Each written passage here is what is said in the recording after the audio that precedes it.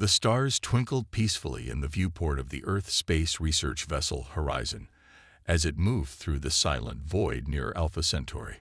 Captain Lauren Mills stood at her command station, her blue eyes reflecting the distant starlight. After 6 months of deep space travel, they were making history as humanity's first mission beyond the solar system. "Captain, I'm picking up some unusual energy readings," Peter Wright said from his communication station. His fingers moved quickly across the holographic display. "They're unlike anything we've seen before." Lauren walked over to his station, her boots making soft sounds on the metal floor. "Can you identify the source?" "It's coming from Sector 7, about 50,000 kilometers ahead," Peter replied, adjusting his scanner settings. "The energy pattern is moving." Dr. Amy Watson looked up from her engineering station, her red hair tied back in a practical ponytail. "Those readings are off the charts. Whatever it is, it's using more power than our entire fleet combined." Lauren was about to respond when the ship's warning systems suddenly came alive. Red lights flashed across the bridge as multiple objects dropped out of what looked like tears in space itself. The crew watched in amazement as 7 massive ships appeared, each one at least 10 times the size of the Horizon. "My God," Lauren whispered, then quickly regained her composure. "Peter, open all communication channels. Standard greeting protocol." The alien ships were beautiful in a terrifying way. Their hulls seemed to shimmer with an iridescent purple sheen, and they moved with a grace that defied their enormous size. The design was clearly artificial, but unlike anything human engineers had ever created. Peter's voice was steady as he broadcast the message. "This is the Earth Space Research Vessel Horizon. We come in peace as representatives of humanity and Earth. We wish to establish peaceful contact." The bridge crew waited in tense silence. Seconds stretched into minutes.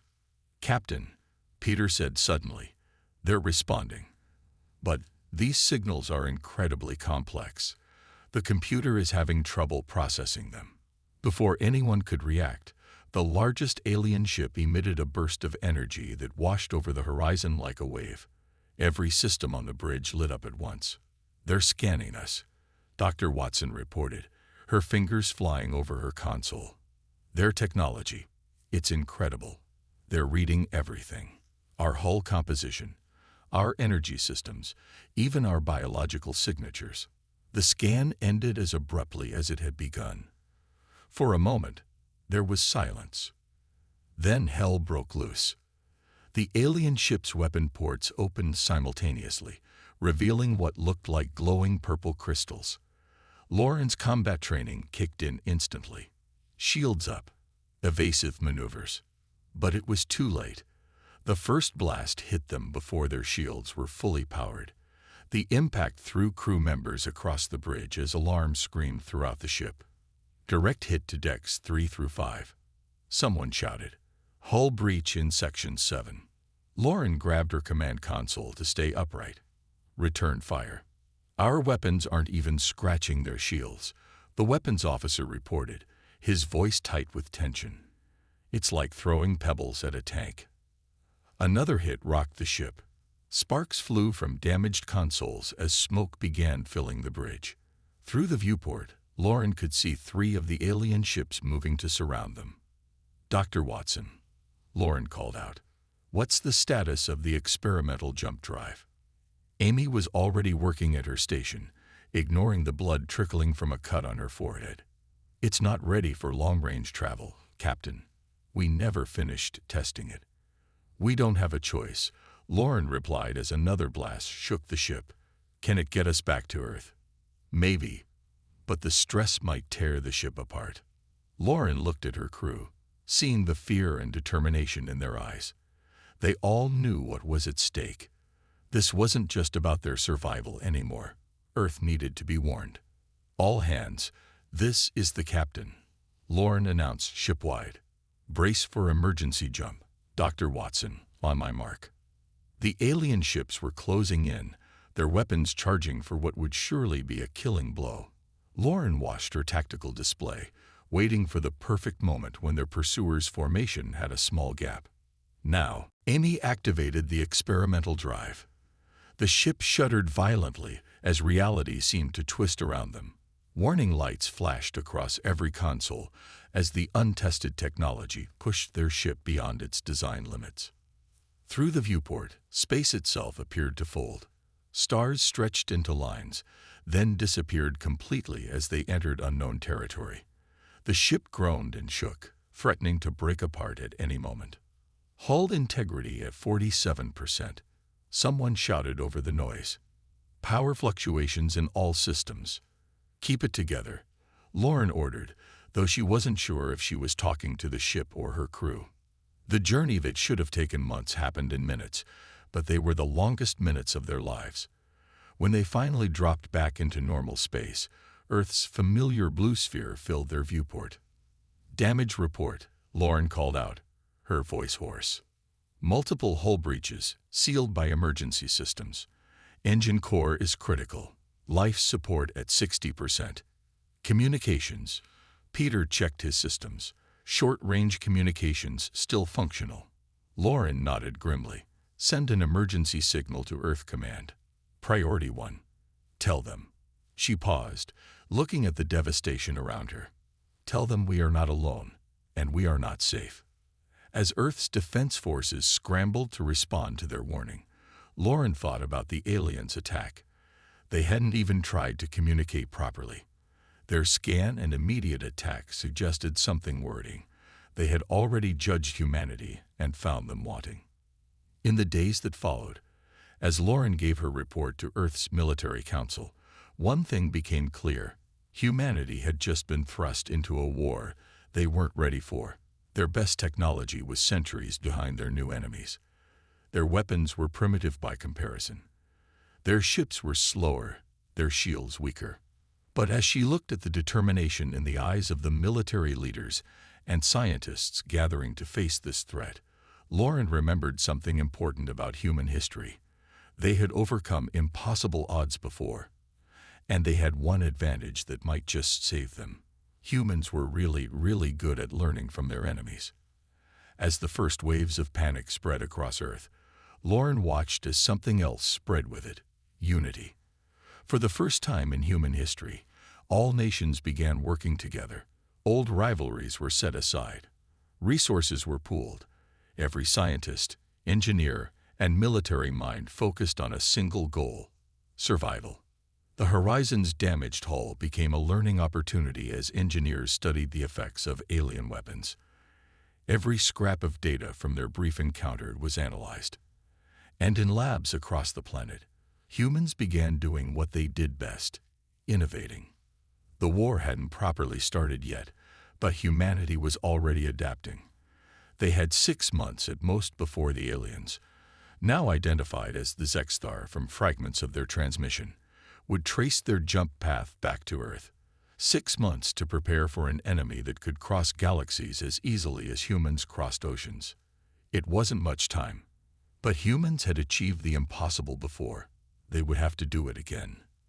As Lauren looked out over the emergency shipyards being constructed across the globe, she allowed herself a small smile. The Zexthar had made a crucial mistake. They had assumed humanity's technological inferiority meant they were no threat. They were about to learn just how wrong they were. 6 months had passed since the Horizon's encounter with the Zexthar. Earth's cities now had massive shield domes over them, but everyone knew they wouldn't be enough. The alien technology was too advanced. Humanity needed a miracle, or better yet, several miracles. Lead engineer Christopher Hayes stood in his workshop at the Global Defense Facility, staring at an old mining laser. Dark circles under his eyes showed how little he'd slept in the past week. Empty coffee cups littered his workspace. "You're still here?" Commander Sandra Martinez asked as she walked in. She had been reviewing combat strategies non-stop since the first contact, trying to find ways to fight an enemy that outmatched them in every way. Chris didn't look up from his work. "Look at this," he said, pointing to the mining laser. "We've been thinking about this all wrong. We don't need to match their technology. We need to use what we have differently." Sandra walked closer, curious. "What do you mean?" These mining lasers, they're designed to cut through asteroid rock. They're not weapons, but Chris powered up the laser, aiming it at a piece of metal salvaged from the horizon. The beam hit the metal, and instead of bouncing off like military lasers did, it started melting through. Sandra's eyes widened. Their shields are designed to stop weapons, but not mining equipment. Chris finished with a grin. We've got thousands of these lasers sitting in mining colonies across the solar system. The next few weeks were a blur of activity. While the military converted mining ships into combat vessels, Dr. Daniel Ross made another breakthrough in his laboratory. It's not about copying their shield technology, he explained to a room full of scientists and military leaders. It's about understanding why it works so well against our weapons. On the screen behind him, a simulation showed the Zexthar shields dispersing energy weapons. Their shields are tuned to specific energy frequencies, the ones most commonly used in weapons. But what if we change those frequencies? Like turning a radio dial? Someone asked. Exactly. Daniel picked up a small device. We can't match their power output, but we can find gaps in their defenses, frequencies they don't guard against because no one uses them as weapons. The first real test of these innovations came sooner than anyone expected. A Zexthar scout ship appeared near Mars, probably looking for weaknesses in Earth's defenses. Instead, they found Lieutenant John Murphy's squad of converted mining ships. John's hands were steady on the controls as he gave the order. Remember your training. Don't try to fight like them. Fight like us. The Zexthar ship was bigger, faster, and more advanced in every way. But when it fired its weapons, the human ships scattered in an unusual pattern. They didn't move like military vessels. They moved like mining ships avoiding asteroid collisions. Now, John ordered. 6 mining lasers fired simultaneously. The Zexthar shields flared purple, trying to stop what they thought were weapons. But the mining beams slipped through, cutting into the alien ship's hull like it was butter. The Zexthar ship tried to retreat, but it was too late. Its engines, sliced apart by the mining lasers, failed. The mighty warship was crippled by what it had dismissed as primitive technology. News of the victory spread across Earth like wildfire. More importantly, the captured ship provided invaluable data. Scientists swarmed over it, learning more about Zexthar technology in days than they had in months of studying debris. In his lab, Daniel worked with the captured shield generator. Their technology isn't just more advanced, he explained to Sandra. It's more specialized. They'd been fighting the same way for so long, they've forgotten how to adapt. Sandra nodded, thinking about human military history. They're like the British fighting American revolutionaries. They're expecting us to fight by their rules. The innovations kept coming. A team of engineers found that old microwave communication arrays could interfere with Zexthar sensors. A group of college students discovered that certain sound frequencies could disrupt their shield harmonics. Even civilian tech was being repurposed for defense. Chris's workshop became the heart of this innovation storm. Half-finished projects covered every surface as he and his team worked to combine Earth's primitive technology in ways the Zexthar would never expect. They think we're centuries behind them, he told his team one day. But that's our advantage. They'd forgotten how to think simply. They'd forgotten that sometimes a rock can break a window better than a laser. The breakthrough that changed everything came from an unexpected source. A group of video game designers noticed that Zexthar ships always moved in perfect, predictable patterns. They created combat simulations that took advantage of this, helping human pilots learn to outmaneuver the more advanced ships. They're too perfect, one of the designers explained. Too logical. They don't expect chaos. And chaos was something humans were very good at creating. When the first major Zexthar attack force arrived, Earth was ready. The alien fleet appeared near Jupiter, probably expecting to find a primitive civilization cowering behind makeshift defenses. Instead, they found humanity waiting with 6 months' worth of innovations and surprises. The battle that followed would later be known as the Jupiter Gambit. Human ships darted between the massive alien vessels, using mining lasers, repurposed communication arrays, and 100 other primitive technologies in ways their creators had never imagined.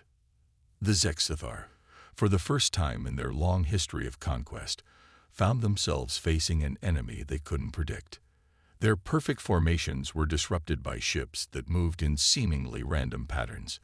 Their shields failed against weapons that shouldn't have been weapons at all. When it was over, 3 Zexithar ships had been destroyed, and 2 more captured. The remaining aliens retreated, leaving behind a wealth of technology for humans to study and improve upon. In his workshop, Chris watched the battle recordings with Sandra and Daniel. "We're still behind them technologically," he said, "but we're catching up. And more importantly, we're thinking differently." Sandra smiled. "They expected us to try to fight like them, to copy their technology and fail because we're centuries behind. Instead, we're fighting like us," Daniel added, "using what we have in ways they never imagined." The victory at Jupiter changed everything. The Zexithar had believed their superior technology made them invincible. Now they faced an enemy that turned mining tools into weapons, communication arrays into shield breakers, and civilian ships into deadly warships. But everyone knew this was just the beginning. The Zexithar would be back, and they would be ready for some of humanity's tricks. That meant humans needed to innovate faster, think more creatively, and keep finding new ways to use old technology.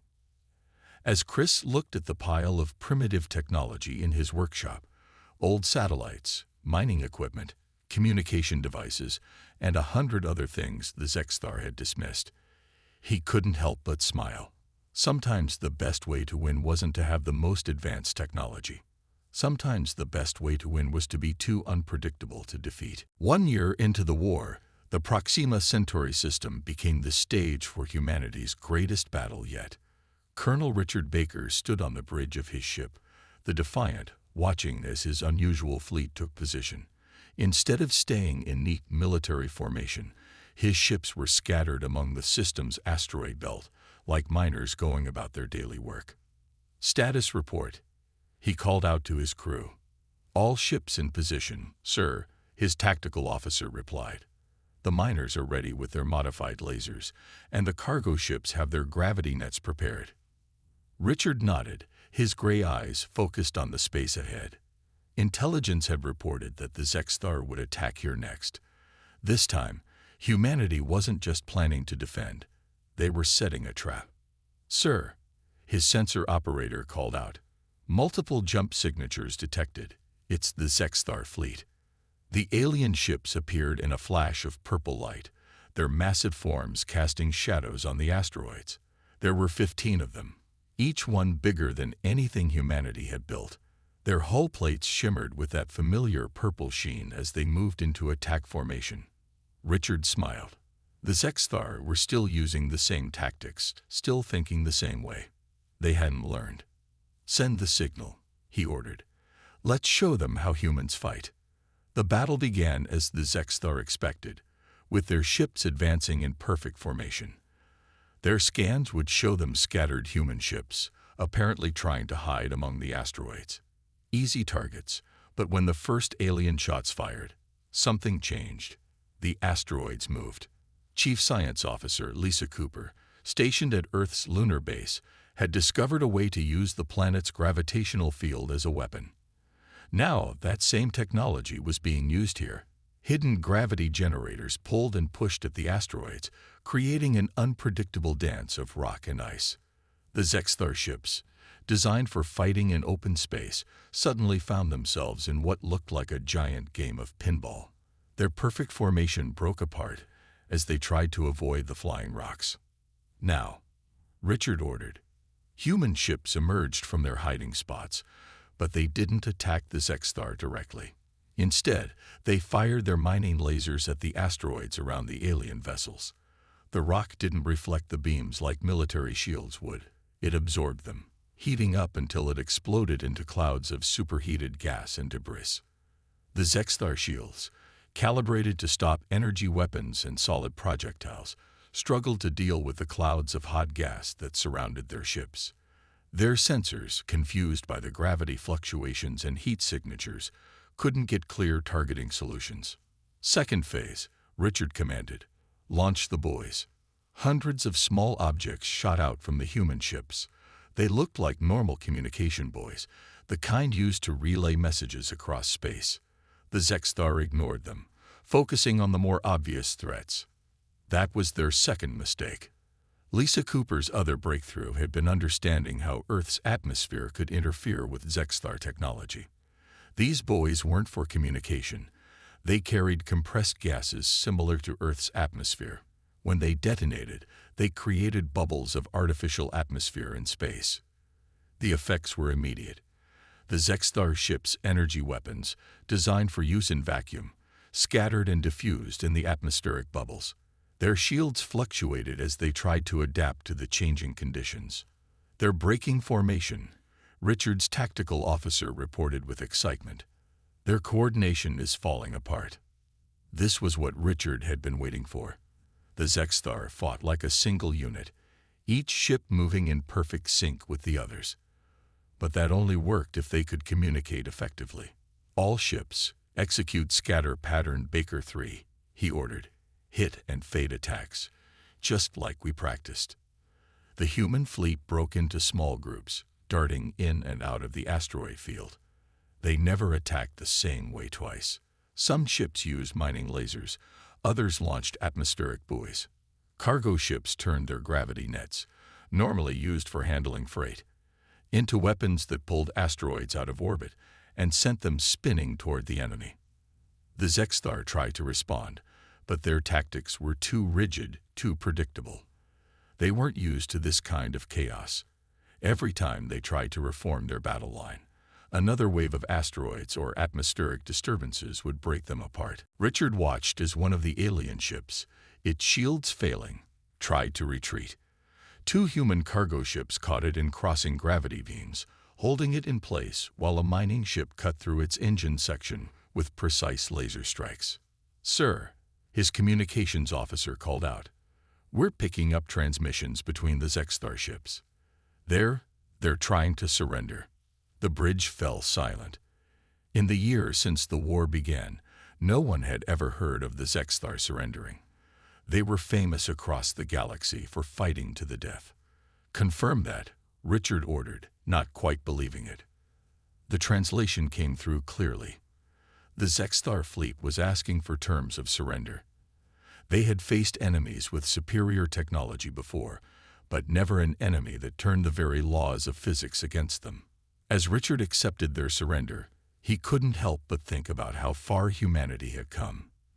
They hadn't won by building bigger ships or more powerful weapons. They had won by thinking differently, by using their environment and their supposedly primitive technology in ways the Zexstar never imagined possible. The news of the victory at Proxima Centauri spread quickly. Other alien species, who had been watching the war with interest, began to take notice. The Zexstar, undefeated for thousands of years, had been beaten by a species that hadn't even achieved faster-than-light travel when the war began. In her lab back on Earth, Lisa Cooper was already working on new ideas. "The atmosphere trick worked better than we expected," she told her team. "But what if we could control the gravity distortions more precisely? We could create artificial gravity wells, like microscopic black holes." Richard's fleet began the long process of securing the system and salvaging what they could from the captured Zexstar ships. Each piece of alien technology they recovered would be studied, understood, and improved upon in ways its creators never imagined. But more importantly, the victory proved something that would change the galaxy forever. The most advanced technology didn't always win wars. Sometimes victory went to those who could think in new ways, who could take simple tools and use them to change the rules of the game. As Richard looked out at the asteroid field where the battle had taken place, he thought about how the Zexstar had dismissed humanity as primitive.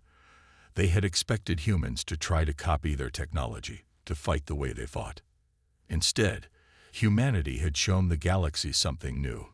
Innovation wasn't about having the most advanced technology. It was about having the imagination to use what you had in ways no one else had thought of. The war wasn't over yet, but its course had changed. The Zexthar would return, and they would be more cautious next time. But humans would be ready, with more innovations, more surprises, and more ways to turn simple technology into extraordinary weapons. After all, that's what humans did best. They adapted, they innovated, and they never, ever fought the way their enemies expected them to fight. Admiral Catherine Stone stood in the command center of Operation Wildcard, watching hundreds of small dots move across the massive display screen. Each dot represented a ship in her fleet, but these weren't ordinary military vessels. More than half of them were converted civilian craft, and the rest were something entirely new. "Status report on the swarm ships," she asked, turning to the operations lead engineers, Mary Phillips and Paul Martinez. "All green, Admiral," Mary replied, her fingers dancing across her tablet. "The automated systems are responding perfectly. Each swarm unit is about the size of a small car, but they move like angry bees." Paul nodded in agreement. "The best part is that they cost almost nothing to make. We're basically using old satellite parts and modified drone technology." The Zexthar won't expect their billion-credit targeting systems to be overwhelmed by what's essentially a cloud of space junk. Catherine smiled. This was humanity's first major offensive operation of the war, and it was anything but conventional. After their defeat at Proxima Centauri, the Zexthar had pulled back to fortified positions, expecting humans to attack with captured alien technology. Instead, humanity had gone in the opposite direction. "Dr. Carter," Catherine called out, "how's our new communication system working?" Dr. William Carter looked up from his station, where streams of data flowed across multiple screens. His breakthrough in quantum entanglement communication had changed everything about how human ships coordinated in battle. "Perfect, Admiral," he replied. "The Zexthar still haven't figured out how we're communicating. They can't intercept or jam signals that don't actually travel through space." The quantum comm system was another example of humans thinking differently. Instead of trying to match Zexthar communication technology, they had found a way around it entirely. Each ship carried a set of quantum-entangled particles, allowing instant communication that was impossible to detect or interrupt. "All ships, this is Admiral Stone," Catherine announced through the quantum network. "Operation Wildcard begins in 5 minutes. Remember your training. Fight smart, not fair." The fleet moved forward, approaching the Zexthar defensive line around one of their major supply bases. The alien ships waited in their usual perfect formation, their weapons ready for anything, or so they thought. "Launch the swarm," Catherine ordered. From the holds of civilian cargo ships, thousands of small objects burst forth. Each one was barely larger than a satellite, built from spare parts and outdated technology. But they moved with purpose, controlled by Mary and Paul's innovative guidance systems. The Zexthar responded as expected, their advanced targeting systems locking onto the approaching cloud of objects. Their weapons fired, destroying dozens of the small craft.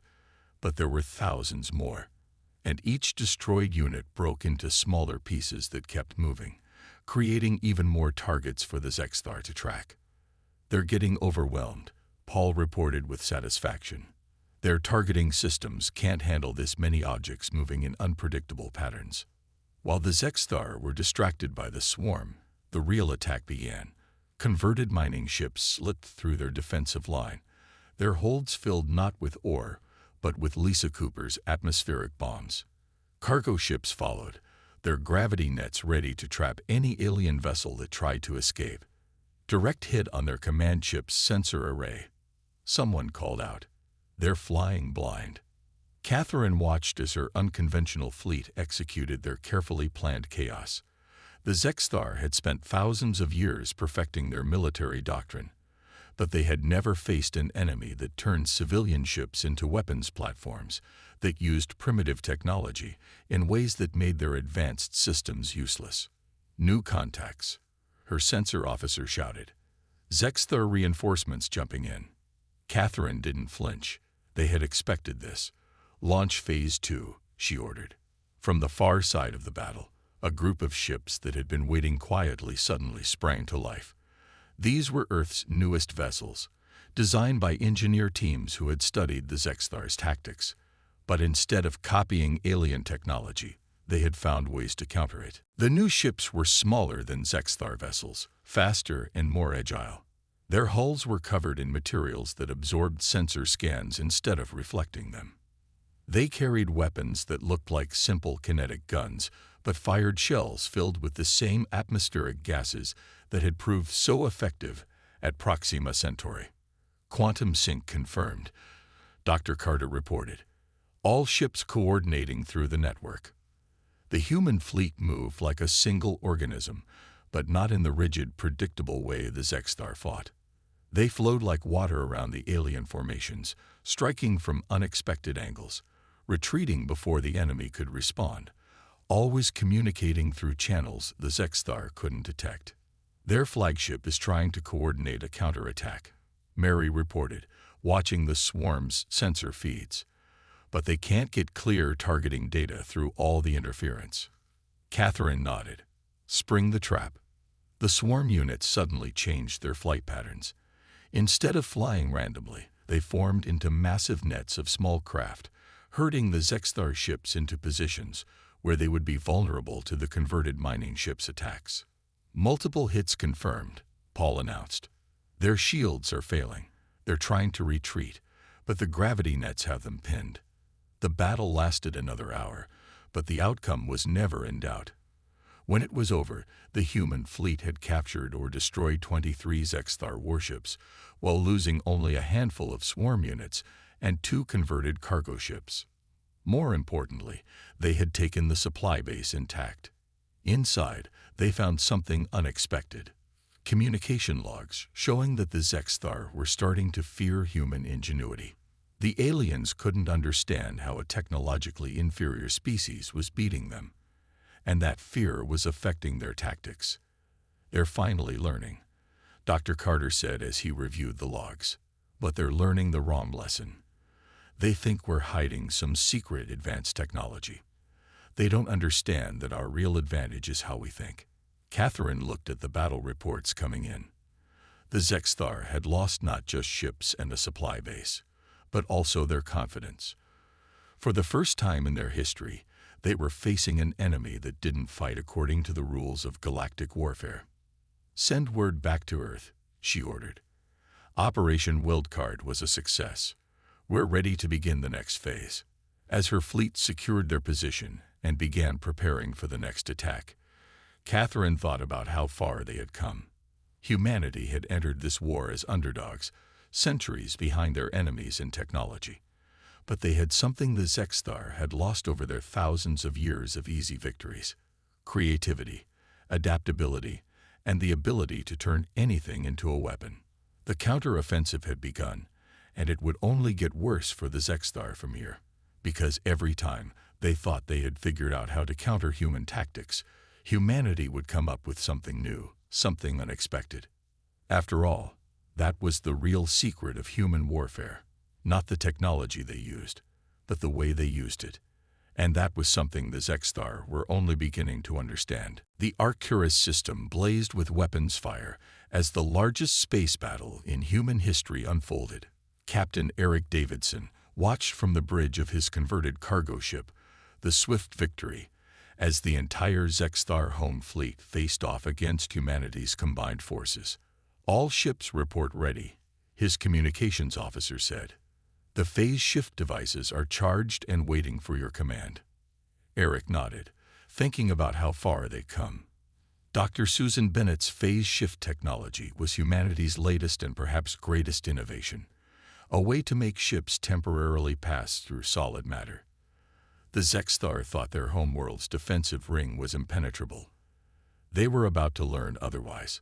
"All ships, this is Captain Davidson," he announced through the quantum network. "Remember, we're not here to destroy them. We're here to show them why picking a fight with humans was their biggest mistake." The Zexthar fleet was massive, with over 200 ships arranged in their trademark perfect formation. Their homeworld hung behind them, protected by a ring of defensive satellites that had never been breached in 10,000 years. "Launch the first wave," Eric ordered. Modified mining ships moved forward, their lasers cutting through space. But instead of attacking the Zexstar ships directly, they began carving up nearby asteroids into specific shapes and sizes. The aliens held their position, probably thinking this was another mining laser trick they had seen before. They were wrong. "Second wave, begin gravitational operation," Eric commanded. Cargo ships activated their enhanced gravity nets, catching the carved asteroids and spinning them up to incredible speeds.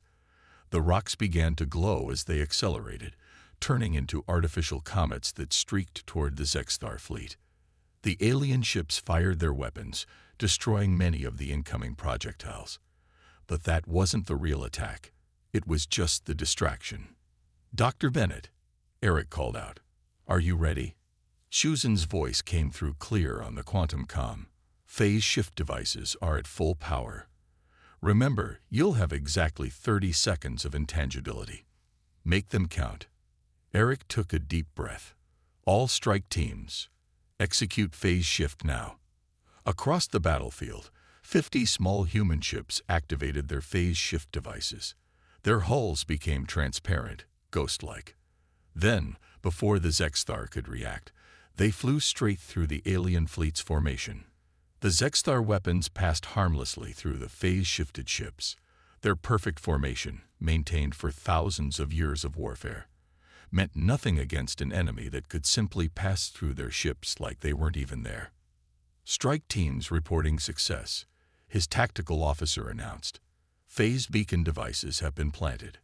The small human ships reappeared on the other side of the Zexstar fleet, turning solid again. Behind them, tiny devices attached to the alien ships began to activate. These beacons would force small areas of the Zexstar ships to partially phase shift, creating holes in their hulls. "Begin electronic warfare," Eric ordered. Mary and Paul's latest version of the swarm launched from hidden positions. But these weren't simple decoys anymore. Each tiny craft carried a quantum-linked communication device. As they surrounded the Zexstar ships, they created a network that could pass through the alien shields thanks to the phase beacons. "We're in their systems," Dr. Carter reported with satisfaction. "Their entire command and control network is now running through our quantum relays." The Zexstar fleet suddenly found their weapons powering down, their engines cutting out. The supposedly primitive humans had taken control of their advanced technology, with nothing more than cleverly modified civilian equipment. "Message from the Zexstar flagship," his communications officer reported. They're asking for a direct communication link with our commander." Eric straightened his uniform. "Put them through." The holographic display showed a Zexstar High Admiral, their crystalline body structure glowing with internal light. "How?" the alien asked simply. "How have you done this? You were primitive. You had no quantum technology, no phase shift capability, no artificial gravity control. How did you advance so quickly?" Eric smiled. "You're still not understanding. We didn't advance. We adapted. Everything we use today was technology we already had, just used in ways you never imagined possible. Those phase shift devices, they're modified from the same technology we use to scan for mineral deposits in asteroids. The gravity controls, adapted from our cargo handling systems." The Zexstar Admiral was silent for a long moment. "We have fought thousands of species across millions of worlds," they said finally. "All of them either had technology too primitive to threaten us, or technology advanced enough that we could predict how they would use it. But you turned mining tools into weapons. You used cargo ships as warships. You found ways to defeat our technology without matching it." "That's what humans do," Eric replied. "We don't need the most advanced technology. We just need to think of new ways to use what we have." "The war is over," the Zexstar Admiral declared. "We surrender not just this fleet, but our entire empire. We cannot fight an enemy we cannot predict. As the surrender orders spread through the Zexthar fleet, Eric thought about everything that had led to this moment. The Horizon's desperate escape. The mining lasers that first proved humans could hurt the aliens. The atmospheric weapons. The gravity nets. The swarm. The quantum communication network. And finally, the phase shift technology. None of these innovations had required centuries of advancement. They had just required humans to think differently, to look at their existing technology and ask, what if? The news of the victory spread quickly across human space and beyond. Other alien species, who had watched the war with growing interest, began reaching out to Earth. They didn't want humanity's weapons or technology. They wanted to learn how humans thought, how they could look at simple tools and see extraordinary possibilities. In the years that followed, the galaxy changed. The Zexthar Empire transformed from a conquering force into a civilization that valued innovation over pure technological advancement. Other species began experimenting with their own technology in new ways, inspired by humanity's example. And humanity, they kept innovating, kept finding new ways to use old technology. But they never forgot the lesson of the war, that the most powerful weapon wasn't the most advanced technology, but the creativity to use what you had in ways no one else had imagined. The Galactic Council created a new classification for humanity. Innovation Class Species. Approach with caution. It wasn't because humans were the most advanced species or the strongest or the most warlike. It was because humans had proved something that would change galactic civilization forever. True innovation wasn't about having the best technology. It was about having the imagination to see possibilities where others saw limitations. As Eric looked out at the surrendered Zexthar fleet, he couldn't help but smile. They had started this war thinking humans were primitive. They had ended it understanding that sometimes the simplest technology in creative hands was more powerful than the most advanced weapons in hands that had forgotten how to innovate. That was humanity's real victory, not defeating the Zexthar, but showing the galaxy a new way to think about technology and warfare. And that lesson would echo through the stars for centuries to come.